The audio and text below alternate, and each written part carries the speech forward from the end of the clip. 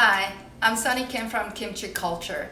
Today I'm going to show you how to salt the cabbages for kimchi. A really great tasting kimchi is well fermented kimchi. So a key to successful fermentation all depends on the salting process. If you leave the cabbages salted for too short, then it's going to go stale before it goes into fermentation. If you leave the cabbages salted for too long, not only that it's going to be very salty and bitter, it's going to take forever to go into fermentation. It may never kickstart fermentation.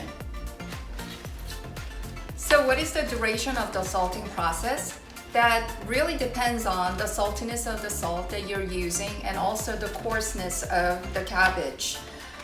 This is summer cabbage, and as you can see, it's a lot looser and it's not as coarse as the winter cabbage. Winter cabbage, you're gonna find them a lot tighter and thicker and more coarse. So summer cabbages, you will take shorter time to salt them. Let's say anywhere from 2 to 4 hours. But winter cabbages, you're gonna have to leave them longer, from 4 to 8 hours. And the amount of salt that you use for salting, it all depends on the saltiness of the salt. The only way to really tell whether salt is salty or not is to taste it. So taste it. If it gives it a bitter taste at the end, that means the salt is very salty. So you use lesser amount to salt the cabbages. Rinse the cabbages under running water. Most dirt is trapped by the root end and under the first layer. So I like to take apart the first layer and wash them separately. Cut the cabbage into half and chop it into 3 to 4 inches width. Cabbages shrink after salting, so we need to take that into account.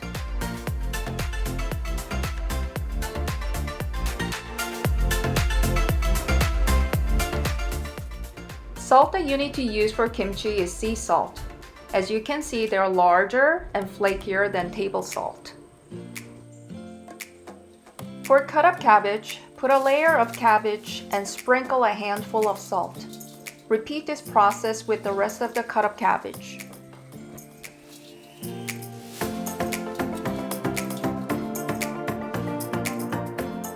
Cut down to the middle, then separate the cabbage by hand. I find that quartered cabbage is easier to salt, so I quarter it.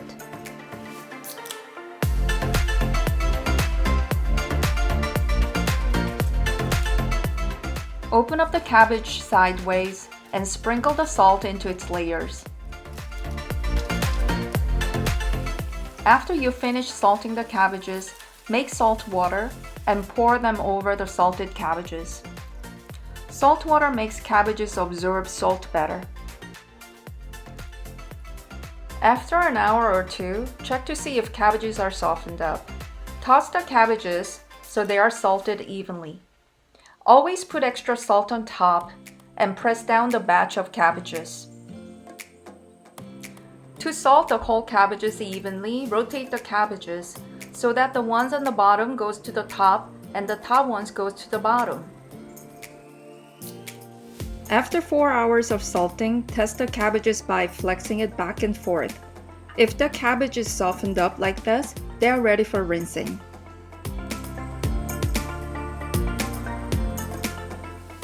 For rinsing, I like to pour out the salted cabbages into a clean sink. After draining any salt water, fill up the sink with cold water for rinsing. This process gets rid of any excess dirt or excess salt.